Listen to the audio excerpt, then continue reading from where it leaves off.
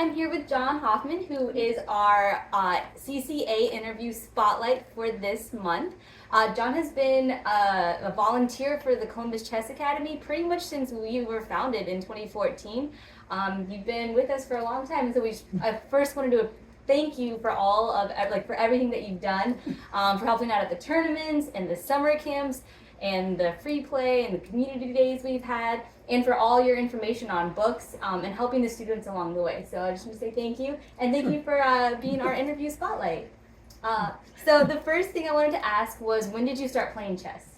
The school year 1953-54. And how did you learn how to play? From some neighbors. When we first moved out to Ohio in that school year, we lived in Elyria, Ohio, till almost the end of that school year. I was in 7th grade. Near the end of that school year, we moved down to Oberlin, which was what I consider my hometown now. Nice. Mm-hmm. And did you catch on pretty quickly, or was it something that you I remember trying to play a blindfold game about 3 years after learning the game. Played it very badly. I lost my queen. Nice. Great. So that actually leads to the opposite of what do you think was your favorite chess memory from your time playing? The 64 Glass City. To prepare for the tournament, I had gone through sections of basic chess endings, knight and pawn versus knight, bishop and pawn versus bishop, rook and pawn versus bishop, just covering some of the really basics. So I felt well prepared, even though I didn't use any of the stuff I had studied in the tournament. But I did, in one of my draws, use basic endgame knowledge. I reduced the position to 2 knights and no pawns. So the guy couldn't checkmate me. So that was a draw. Hey! And the other draw, Yeah. I dropped my queen Yeah. and forced a perpetual on my other pieces. Excellent! That's the best. And that tournament also was the first time I beat a master. Oh, And, nice. He fell for an elementary Zug. Yeah. That's a between move. Try saying Zug 3 times in a row, and you understand why the Germans drink so much beer. Yeah, excellent. So one of the questions I had asked in our prep was how chess has changed over the decades, and you mentioned, I know you talked a little bit about chess in the 60s, so I just wanted to ask that question and Sure. talk about how My early playing career basically happened after I dropped out of school after having difficulty when I first enrolled in Ohio State. I returned home to Oberlin and later moved to Lorain, Ohio, when I finally got a full-time job. But those 60 years before 68, I was playing not so much OCA or USCF chess as CCA, the Cleveland Chess Association. In the early 60s, the Cleveland Association had 400 members. The OCA had something like 200 members. And about 63 or 64, one of the OCA officials got a little over-optimistic, ran a tournament with guaranteed prizes that were too large, and ran the OCA into several $100 debts. At one point, the prize winners were threatening to sue the OCA, which would have bankrupted. By then, in '63, I got my first full-time job. It was a union job, even though it was a simple clerical job. I was good with elementary math. It was paying like 3 times the minimum wage, and there was a lot of overtime. I was working 50 and 60-hour weeks. Yeah. So I was money flush. I loaned them, the OCA, the money to pay off and they paid it back eventually. So but I got a favorable impression among the OCA officials, and they had sweated blood to pay off that debt in various fundraising activities. And they encouraged me to run, and so I was vice president of the OCA in 65, 66, and president 66 to 68. And membership went down during my presidency. It was just before the Fisher boom, and I had trouble getting someone to mail the OCB so that people weren't getting their bulletins. I kind of got sucked into the upper levels of OCA officialdom, or chess official in general, before actually having had a lot of at the elementary club level experience. Oh yeah, so they're just kind of like, here, like thanks. I was not the best OCA president that they ever had. Of course, at the time, I was working 50, 60 hours a week, and to save money for college, I didn't have a car, so Yeah, I was bike. Yeah. Made it hard to get down to Dayton and Columbus. But you could argue though that you like saved you saved the OCA. You know, like there might not be an OCA or the same OCA without you. They might eventually find someone else, I think. We'll go with the other one though. Alright. How did chess change, do you think, after the Fisher boom? Some things that you noticed. Well, something that's very obvious to me is the amount of money in chess.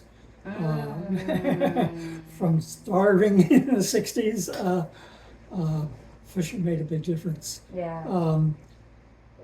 But even then,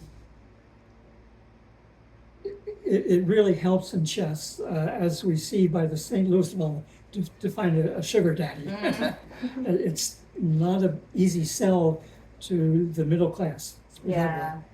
If any of you are listening out there and you know are in a position, think of Columbus Chess Academy. Shameless plug. So, were you active the entire, like, from the 60s, 70s, 80s, 90s, 2000s as a chess player? In '68, I moved down to Columbus to return to school. I earned my bachelor's and got into graduate school, but didn't win a teaching assistantship. So I took a part-time job to try and work my way through graduate school, and eventually flunked out in '73. That was early spring '73. Late spring, I finally got another full-time job and had a little money again. I spent, I remember, about $300 on my first car when I was in my 30s. The car that Nader hammered. Just Corvairs were terrible cars. And over the next year and a half, spent something like $2,000 rebuilding my chess library. Since I had sold off part of it, I was getting more money. So, for those that don't know John, he is like a library. You can ask him about any book. He knows like the page numbers and what's on the pages. Or like if you need any recommendations on books, like this is the person you'd want to talk to. So my question, my question for you is, how at like the peak of your collection, how many books do you think you had? You own? You have to understand, it's not just books, but magazines also. Magazines, sure, yeah. Okay. At one time, I had a collection of Russian Shakhmatic bulletin running back into the 50s. So at that peak, I would guess I had maybe half a dozen bookcases of books. And for many years, still had that until 2 years ago. I had to downsize my apartment, and it's shrunk by 2/3. I have maybe a couple bookcases left. But the library is a fantastic resource, so you always are getting books and support your local library. And I remember you saying too that the libraries have increased their number of chess books over the years too. Well, just recently. That's why I mentioned it to you. With a couple of the elementary books, they've ordered 20 or 30 more copies, which surprised me. Yeah, very cool. Excellent. Speaking of recommendations, what would you recommend? So 2 questions. The first is, what would you recommend beginner players do to get better? And the second are any books, so they can like go, hand in hand. Any books for beginner players, and then also for intermediate experience? That's a question I've been working on. And there's a pre-training period where you're just learning how the moves, different pieces move, and you learn not to leave your piece out where it can be taken, and also to snatch the other guy's pieces when he leaves them out there. Elizabeth Vickery wrote a recommendation of chess books about 20 years ago, and she mentioned the works of David McEnulty, M-A-C-E-N-U-L-T-Y. He was a very good junior high school teacher and took his kids from a rather poor neighborhood to the national championships at the junior high level. His books are very good at eliminating clutter. And his book, The Chess Kid's First Book of Tactics, and it was later reissued on another title, is very good at not over, it's just right for people who are in that transition phase from learning the moves to learning elementary tactics. That's the best one I can think of. The book that I learned elementary tactics from is called Winning Chess by Irving Chernev and Fred Reinfeld, but it was published in the 40s. The USC had converted from the old English descriptive notation to the more common algebraic system about 1980, and my book Winning Chess was reissued by an unethical publisher in the original descriptive notation. I think there may be versions out in the algebraic, but I'm not sure. Okay. So that's another very good one. And then there's another level. You talked about what I did after reading Winning Chess is I read Fred Reinfeld's 1001 Brilliant Chess Sacrifices and Combinations.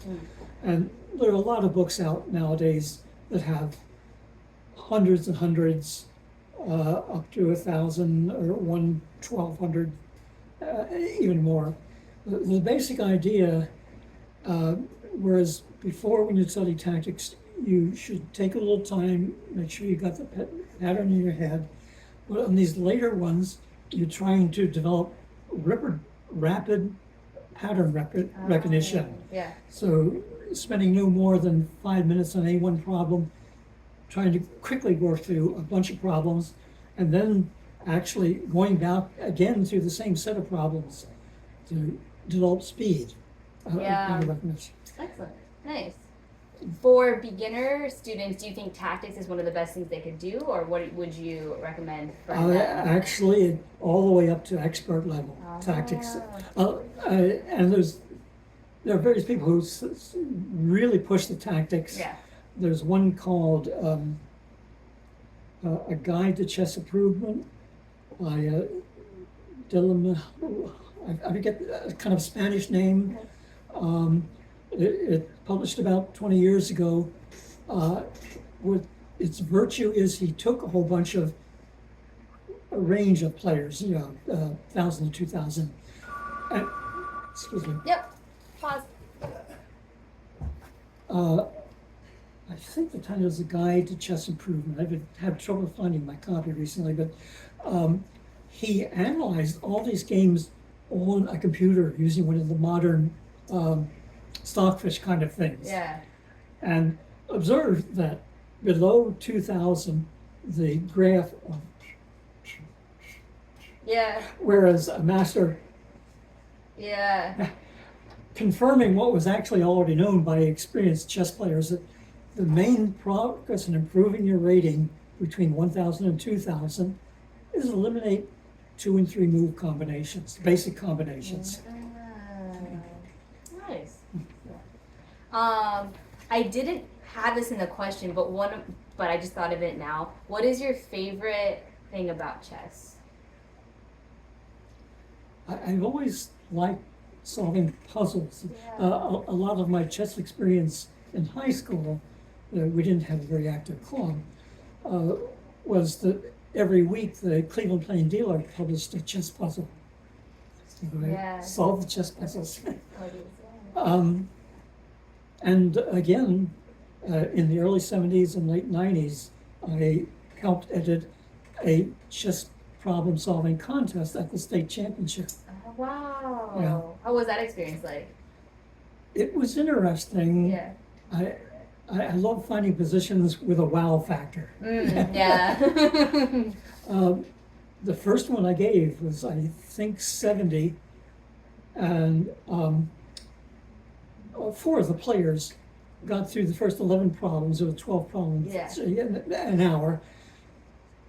Only one of the 4 solved the last problem, Calvin Walker.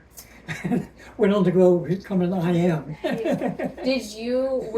the puzzles from like a book, or did you? I tried a whole bunch of different sources. Yeah, okay. Hungarian problem book, Got it, yeah. Stuff that people didn't have. That's very cool. That's awesome. Did they do that like in future years too, or? I don't think it's been continued. That was the early 70s and late 90s, and I kind of messed up the last one in the 1890s. I didn't proofread the sheets that were handed back to me from what I handed in, and they labeled all the problems white to solve. Oh, Ouch. Well, those are all the questions that I have. Is there anything else you wanted to add before we conclude our interview? You asked me about my 3 favorite books. Yeah, some of your books. Yeah, the ones that you yeah. Obviously, Basic Chess Endings. Yeah. People don't realize it now, especially people who were around during the Fisher boom. When people took the thing to pieces, they found over 500 errors. Wow. So if you go for Reuben Fine's Basic Chess Endings, get the revised edition by Benko. Wow, that's a lot of errors. Next would have been the one I already mentioned, Winning Chess for Early Tactics. And finally on strategy, I like Pawn Structure Chess by Soltis. Okay. Yeah. Excellent. There was another book that is not relevant now, but it was again one of those specialty openings you use to sneak by all the experts. Yeah. And I think the authors were Horowitz and Reinfeld.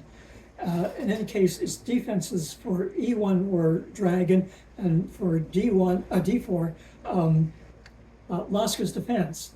And I used that Lasker's defense to get a draw in the first tournament after dropping out of school, and it allowed me to finish something like 3rd or something in the tournament. Wow. Nice. Unfortunately, Lasker's defense depends on white playing bishop to G5. Everybody plays bishop to F4 now. Oh. So it's not useful right now. Cool. Great. Well, thank you again so much for not only the interview, but for everything you've done for us over the years. We really appreciate your support. And that's really, Thank you very much. In fact, independent. Okay.